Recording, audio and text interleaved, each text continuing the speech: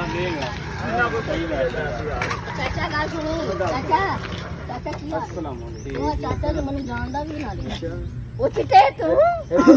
हाँ जी इत्थों दे भाई जान। भाईजान सब्ज मंडी जाना है तो राह भुल गए हैं तो सब्ज किवें मंडी जाइए? जाना? हाँ जी हाँ जी सब्ज मंडी जाना हाँ जी सीधा जाओगे अच्छा सीधे चले गए अगे आ जासी एक दीवार हाँ हाँ दीवार के उत्ते लिखा होगा मर्दाना कमजोरी उठे नहीं जाना सब्ज मंडी जाना रात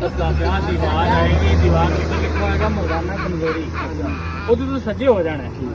सज्जे हो गए जिथे अगे जाके एंड होएगी फिर सामने दीवार पे लिखा होएगा बेऔलादी का इलाज यार मैं तो अल्लाह तआला एड्रेस दसदा पिया उसे दीवार है बड़ी उनके उत्ते लिखा होएगा बेऔलादी का इलाज वो तो सज्जे हो जाना है ठीक है अगे बड़ी सारी एक दीवार आएगी अच्छा उनके उत्ते लिखा होएगा बाबा जी से दम करवाएं और औलाद पाएं दम नहीं करवाना असि सब्ज मंडी जाना ओ बाबा यार तेन एड्रेस दसी जाना यार दीवार आएगी दीवार पे लिखा होएगा अच्छा अच्छा अगे सामने मंडी आ जैसी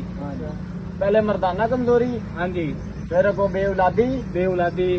फिर अगे बाबा जी दम करवाओ असि नहीं जाना सब्ज मंडी अधिकारी